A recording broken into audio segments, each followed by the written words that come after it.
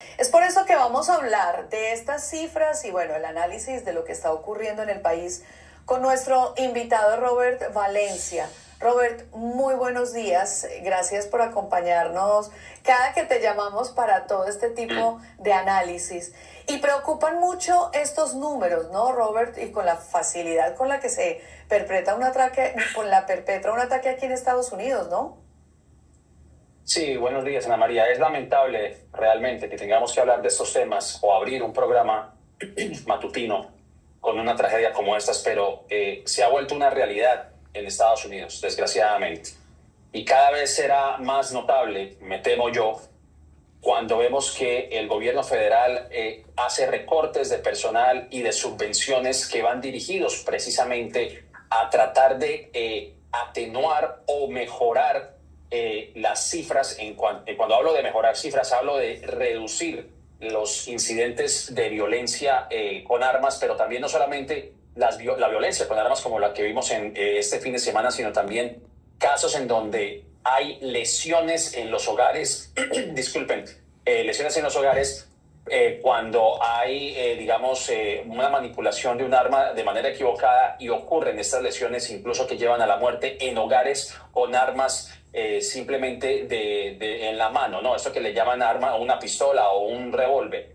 Y esto ocurre cuando desafortunadamente vemos que estos casos se vuelven más notorios y en donde el gobierno federal hace los recortes de programas que han mostrado cierto éxito en ciudades como Indianápolis o como Detroit, en donde hay un involucramiento de la comunidad, de la fuerza pública y también de los profesionales de la salud. Y desafortunadamente vemos que no solamente es el caso de Michigan, sino también lo que ocurrió hace algunos días en una escuela en Minnesota, y obviamente también hay que contar el triste caso de la muerte de Charlie Kirk.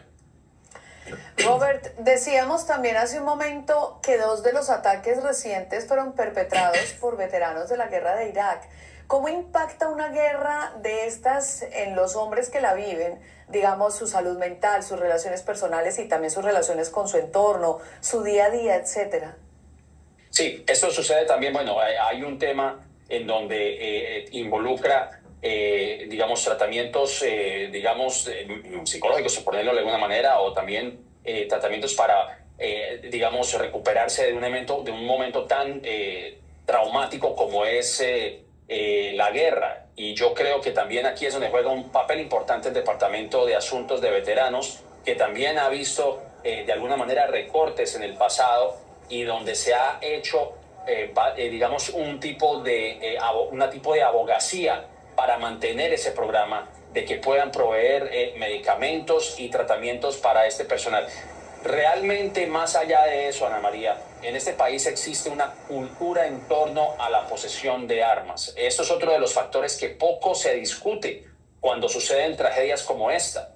Desde hace mucho tiempo este país, esta visión del viejo oeste, el de preservar la segunda enmienda como derecho, y donde hay un sector del país que cree que tener armas y que tienen que ocurrir estos tipos de masacres o este tipo de ataques masivos con el fin de preservar las armas, es algo que ha quedado también embebido en la mente de muchas personas.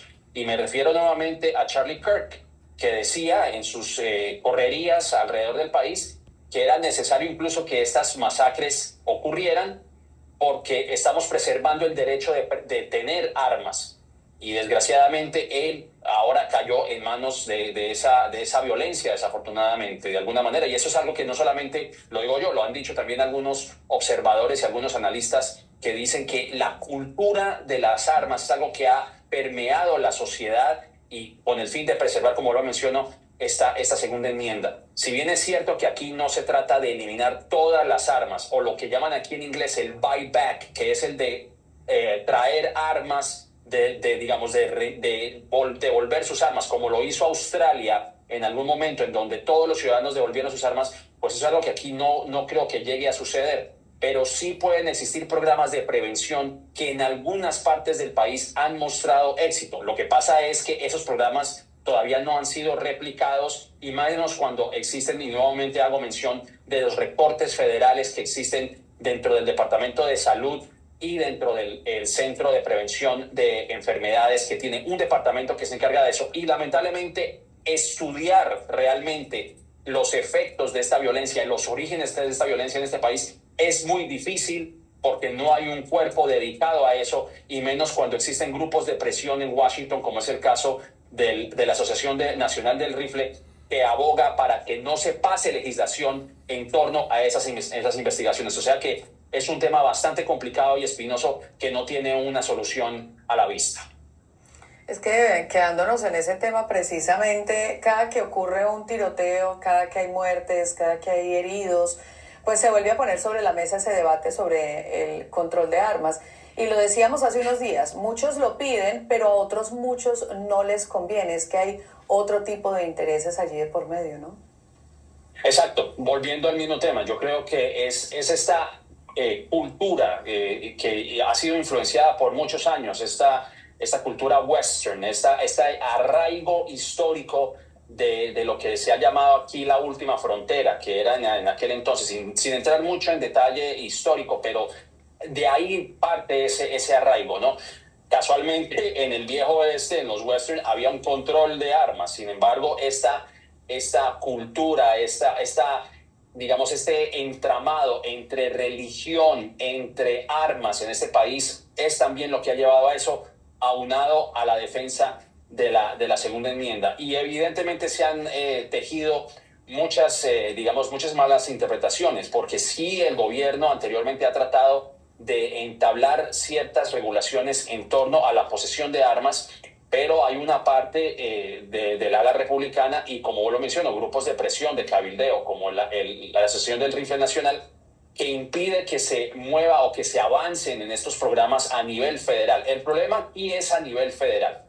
Algunos estados están tomando acciones para controlar ese tipo de acciones. Ahora, hay otros estados, como es el caso de la Florida, en donde ya prácticamente se puede cargar o se puede portar armas sin ningún problema.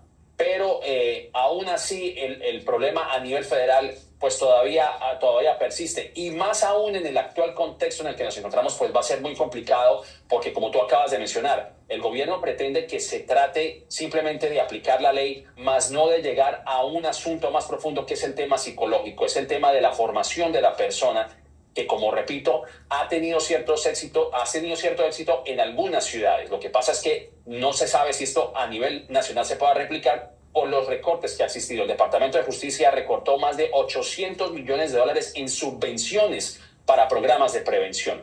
No solamente cuando ocurren estos ataques masivos, sino también en estos incidentes que ocurren en cada hogar.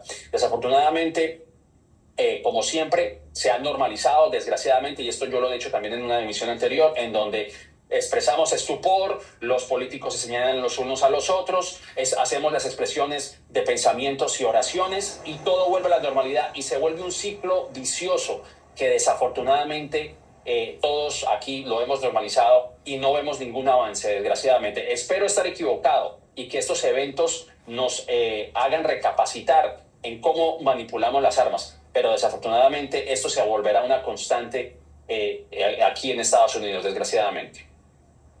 Sí, la verdad es que en ese ciclo, pues como tú dices, hay que esperar entonces a que se olvide para que llegue el próximo tiroteo y vuelva de nuevo otra vez, lastimosamente, lo que ocurre aquí. 324 tiroteos masivos en lo que va del 2025.